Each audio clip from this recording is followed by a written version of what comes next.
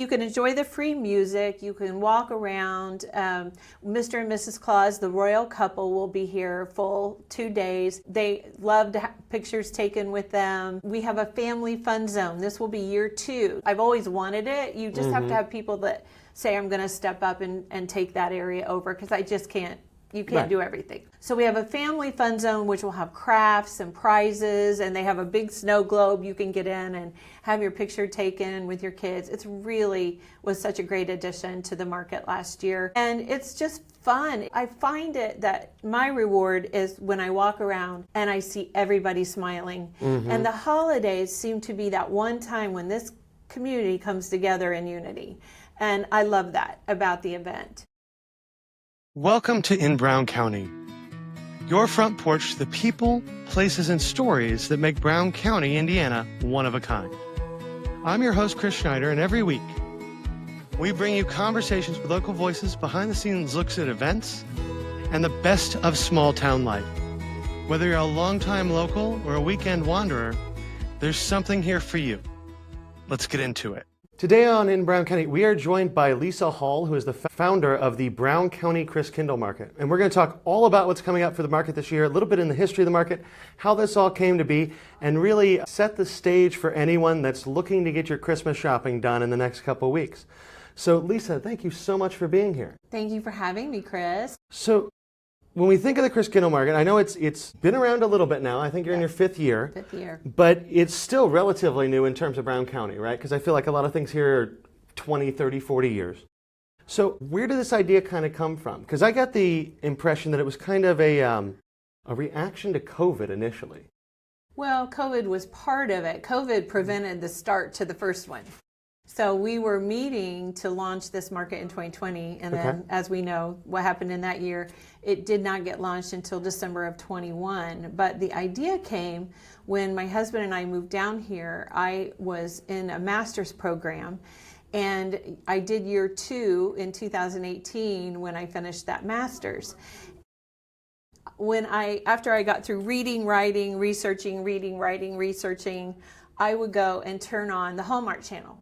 Just to numb my brain because I was so tired. And I kept seeing these communities featured on the Hallmark stories that look like our town. And every Hallmark Christmas movie has a Christmas event. And I'm like, why don't we have a Christmas event? We need to have a Christmas market. So that's how I got inspired. I even wrote to Hallmark to see if they would be willing to sponsor or get involved in some way, and I didn't get very far. But I found a handful of other folks who were very interested in bringing a winter event to bolster our tourism. So we got together, and it happened in 21. Fantastic. And so when we're talking about a Christkindlmarkt, for those people who don't know it, it's coming from a European tradition of these giant Christmas markets they have all over Germany and kind of that part of Europe. So what inspired you to say, okay, this works well in Europe, and there's a couple places within Indiana where you have them, Chicago has one, but what inspired you to bring that idea here? Well, again, having moved here in 2017 full time, and you start understanding the importance of tourism to a community. It is our only industry outside of our school system, which is our second largest employer.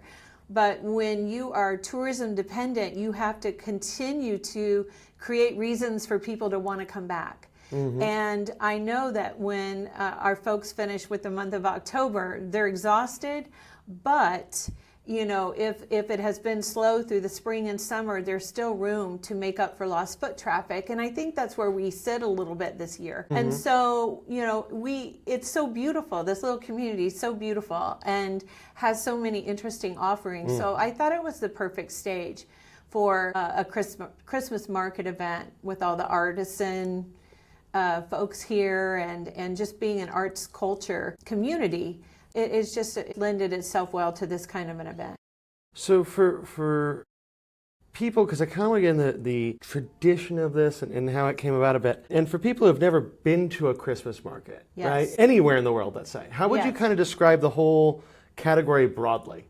Well, I tell people this is a Christkindlmarkt, which is a German-infused Christmas market. This is a Christkindlmarkt Brown County style. And so we don't have the large budgets that Carmel has or Chicago has, but you take what you have, you make it beautiful, you make it inviting, and oh my gosh, this Coachlight Square where you and I are sitting in the visitors center, but it happens right out here outside this door. The structure of some of those buildings are very European in structure, so it just lends itself to that kind of a German influence. And when the first year, when our artists had canceled so many festivals and things because of COVID, I really wanted this to be an opportunity for them to make up lost revenues. And we since have kind of expanded. But that first year, it was important to me to have local artists here to help them, to bolster their financial outcomes for the year because of COVID. And so you mentioned, and just to get in here, so we have local artists that are involved. Yes. We have music that's involved, and it sounds like also it's now expanding to people from outside of Brown County coming in for this? Outside of Brown County, still Hoosiers and surrounding counties, but yes, it's grown. It's grown in popularity. So we have an application process. We jury our vendors, and we want to offer the very best of the best, and we get very few that we have to turn away because people that are committed to artisan types of gifts really want to be here despite the fact that it's outdoors in December. We're not allowed to heat our tents because of insurance reasons. So, it is a huge commitment on behalf of our vendors who want to be here. But we also incorporate C4, which is the culinary school in Columbus. They come with just incredible Christmas cakes, German infused cakes, German chocolate. I mean, their creations are amazing. And now in the 5th year, people come back just for their favorites. We have a nut and candy vendor who, when he sets up, you can smell those nuts that he brings. It wafts throughout the entire market. And I just go, oh, it's Christmas market time because of the smells. We offer the German Glühwein mulled wine. So it's a hot spiced wine, and so people can mingle around while keeping their hands warm with that. And we really try to take care of our vendors. I furnish them hand and warmers. We feed them in the green room with warm drinks and soups and that kind of thing. And so I try to take care of them so they'll want to come back the next year. Yeah, and it's typically I'm trying to think back the last few years, but early December, it's cold, but it's not that bad if people are coming down. That first year, Chris, we had like 68-degree weather. It was incredibly warm and sunny, and everybody was out. It was so fun. And I have been blessed with good weather, so I'm hoping that will be the case again for this year. And you can deal with the cold. It's harder to deal with wet. And we have not experienced wet yet, and I'm counting on the good Lord to keep it that way for us. But, we can handle cold.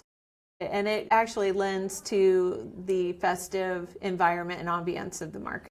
Yeah, if you're outside and looking at Christmas stuff and it's not a little bit chilly, it's going to seem a little weird, right? Yeah, the first year was odd because people were in short sleeves. They had, shirts tied around their waist that they thought they were going to need. And it was beautiful. I'm not complaining, but it was a little different. It was kind of not the ambiance I was thinking. But, Indiana, it could be anything.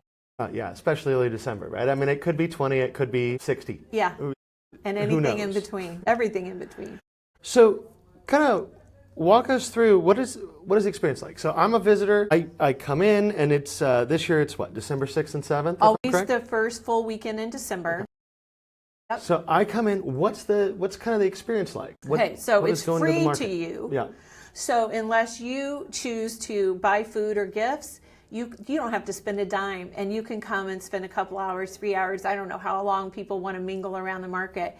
We have the most incredible live stage and entertainment. Again, a lot of local groups. We do have a couple that come from Indy, but most of the others are from surrounding counties and this county. And you know how much musical talent we have in this. So much. Oh my gosh, it's amazing. People just have no idea how talented people are down here. But so you can enjoy the free music, you can walk around. Mr. and Mrs. Claus, the royal couple, will be here full 2 days. They love to have pictures taken with them. We have a family fun zone. This will be year 2. So we finally, I've always wanted it. You just have to have people that say, I'm gonna step up and take that area over, because I just can't, you can't do everything. So we have a family fun zone, which will have crafts and prizes, and they have a big snow globe you can get in and have your picture taken with your kids. It's really was such a great addition to the market last year. And it's just fun. I find it that my reward is when I walk around and I see everybody smiling. And the holidays seem to be that one time when this community comes together in unity. And I love that about the event. And there was something I was going to tell you that was very important. It was important for me that it was free because I wanted anybody from the county, and I did this first and foremost for our community and our county residents, but we love that tourists get to enjoy it too. And we chose the first weekend of December. Critically important to know we did it to pair with all the other beautiful holiday traditions that were already in place in this community. Friday night, there's the children's auction, wildly successful, probably 30 plus years that event has been going on. Saturday, the Community Foundation does Stuff a Stocking, and they sell out of their stockings every year, so families are going from shop to get their trinket in the kids' stockings. And then, as importantly, to the market, when the market closes at 6 o'clock on that Saturday, we have our light parade that is sponsored by the Salvation Army. And that is magical. When you stand and watch these huge dump trucks that have been adorned with light and you got the Grinch hanging out there, it's just so sweet. And it's one of my favorite parades and traditions that happen. And that's why we did the market on this full weekend, because so many other things were going on. It just gives our tourists and our county residents one more thing to do while they're in town. Absolutely, and I think that's something that I was talking, I forget who, I was just talking to one of my friends a couple weeks ago, and they said something about a parade. And I'm like, well, yeah, I think we have like 4 or 5 of those in town a year. And they're like, wait, you do? And I'm like, yeah, it's like dump trucks and people driving their pickup trucks and stuff, but it's great. Oh my gosh, it's so fun. And it's so, I hate to say that this way, but we kind of have that stereotypical, quintessential small town thing going on. This just so plays true. right into that whole atmosphere. It does. And really, I wish Hallmark could come and see it because I know they'd want to film here. It's that amazing. And you kind of have to pinch yourself and say, do I get to live here? You know, because it's just that unique and it's just special in a way that I think only people that truly have put down roots here can appreciate. So, getting back into the market itself a little bit. So how many, when we're talking vendors, we're talking food, how many different vendors, how many different food options do you think you guys are going to have this year? Well, we have 35 vendors in totality. Oh, wow. Yeah, and that's a big increase for us. I think the most we've ever had is like 27. And so because we got access to Washington Street this year, we were able to add some additional vendors, which was wonderful. And we so appreciate that. It was a process, but we appreciate that we got the use of that. Food-wise, we have the Boy Scouts selling brats. We have a barbecue food truck. We have a coffee truck that'll be joining us this year.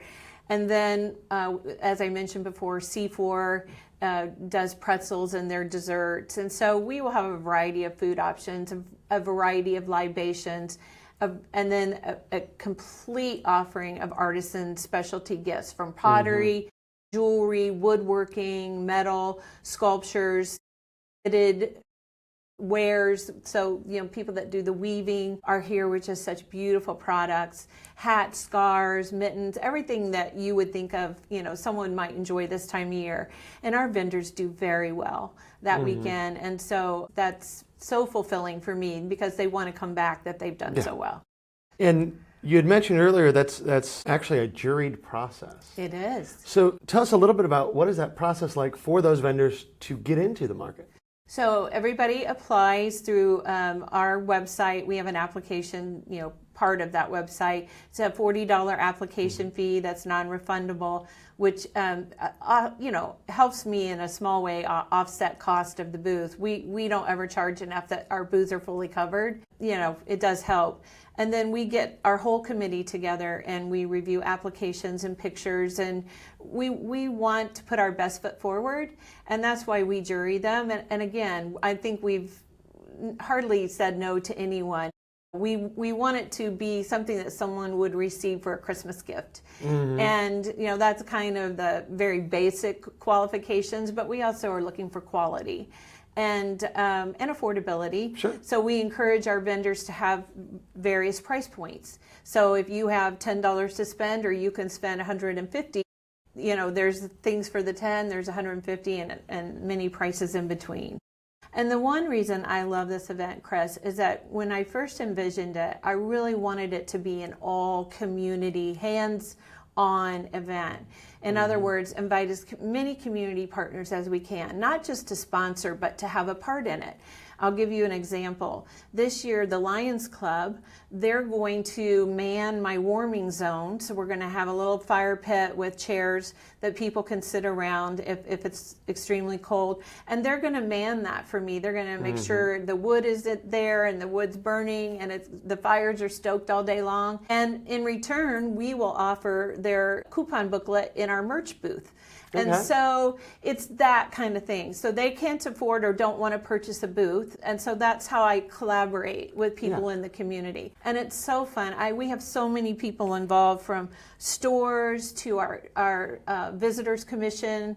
We have our CVB obviously involved, and we have Duke Energy, MIBOR, which is the governing body of realtors. They are a huge and appreciated sponsor. So it's a very community-wide event. And one thing I wanted to ask about in particular, because I've seen this around, is there seems to be every year a collectible mug, if I'm not mistaken. Yes. And I was looking at the website, kind of preparing for this interview, and I saw them for this year, like little snowmen with a scarf and a really fun-looking mug. So how did this whole mug bit come about? Well, again, considering where we are in the middle of an arts cultural district in the state, designated by the state of Indiana, this is one way we are distinctly different from other Christkindl markets. The typical Christkindl German market, and Carmel follows suit, and I believe Chicago does too, are these boots. You get different boots every year, but those aren't locally made. And so when Holly Salo, who owns Holly Pots, said, why don't we have hand pottered mugs? I was like, oh my gosh, how amazing that would be. So Holly is so gifted and so talented, and every year she comes up with what's in my head. And so this will be our 5th souvenir mug. Now, first year we didn't have the budget, so we had to do kind of a tin mug that you order off Amazon, and it was okay. It was fun. But year 2 through now, we've had these souvenir hand pottered, and she only does about 175. So people have to get here early on Saturday to get those. And when they're gone, they're gone. And so I took that mug on Channel 8 and previewed it when I did a segment on Channel 8's lifestyle segment. So the bottom line is the mugs are cool, and if you want one, you got to be here early on Saturday. Early on Saturday to get them. I'm assuming 175 compared to the number of people who come through is a very, very low number. Very low number, yes. And thinking along that lines, do you have, I'm sure you have some estimate, but it's probably hard to tell, how many people come through the Christkindl We Market? don't know. I wish I could pinpoint that, but because we don't sell tickets, we don't charge an entry fee, and there's 2 entrances, 2 ways you can come, or actually more than that, but the 2 main ways you can come in the market. It's so hard to tell, but we estimate between 2,000 to 3,000 each year that we've had it. So that's a lot of people. It's a lot of people for this community. Yeah, especially in December, because like we had mentioned earlier, Brown County Tourism, it used to just be, first, second week of November and then dead until spring came. Yeah. And this is bringing them in the winters.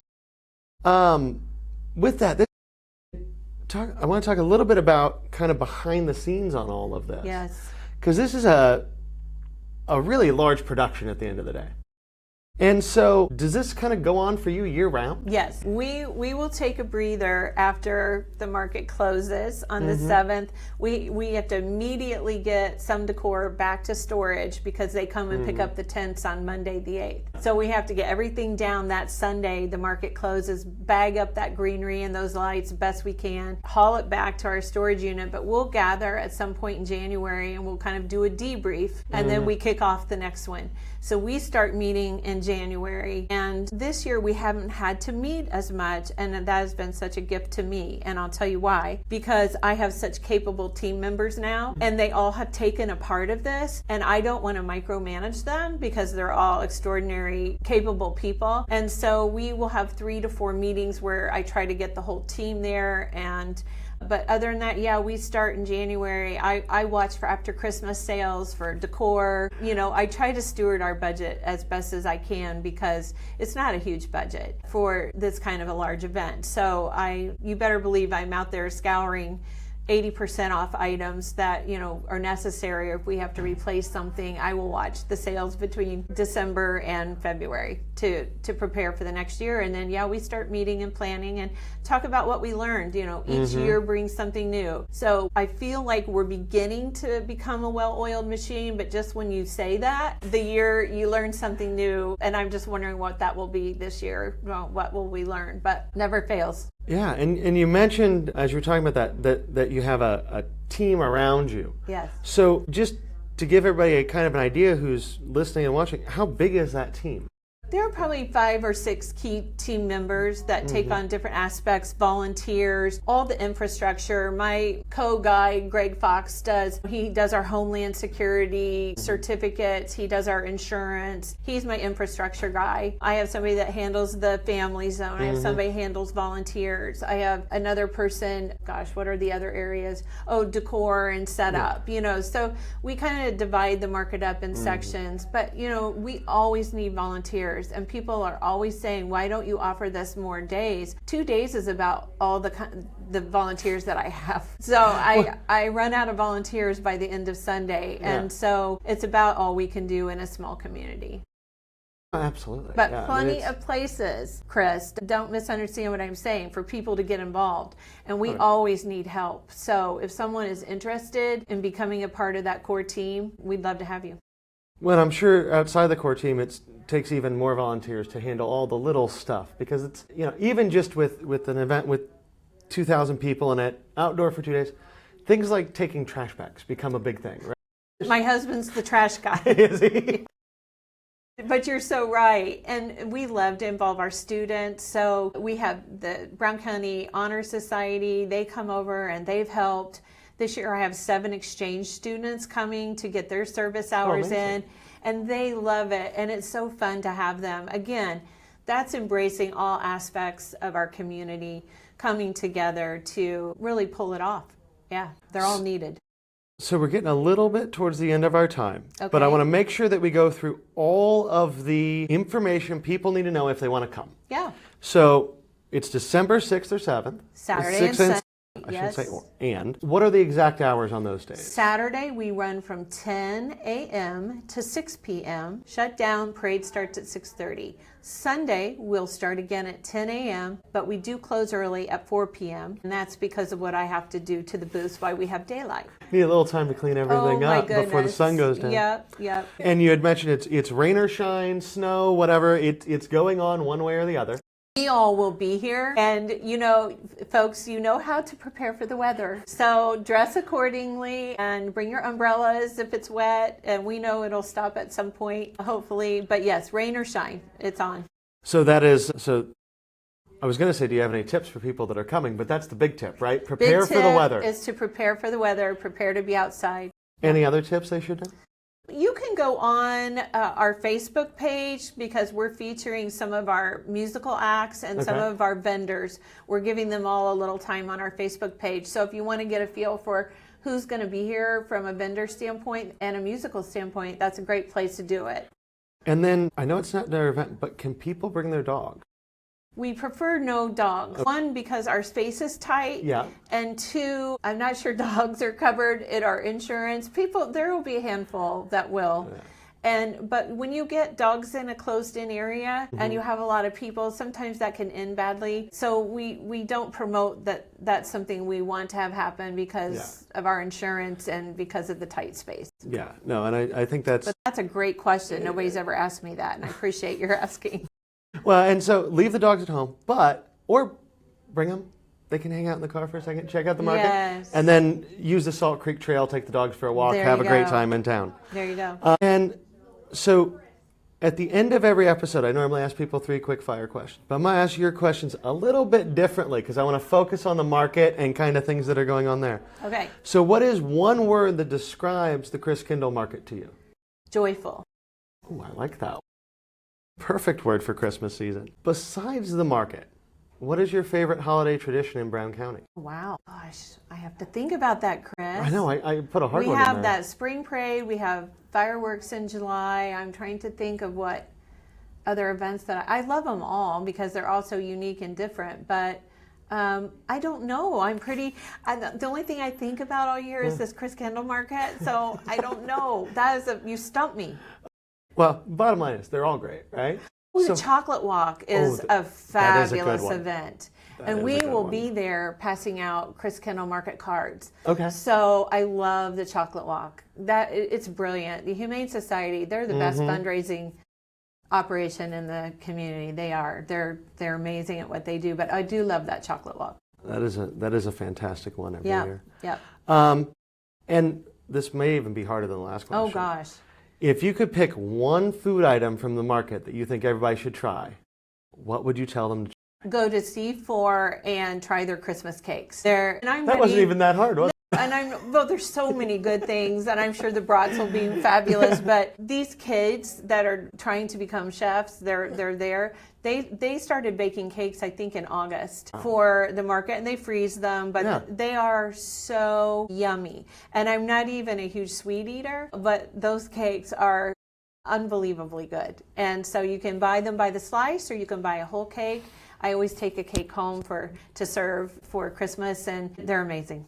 So if you're listening, make sure to check those out.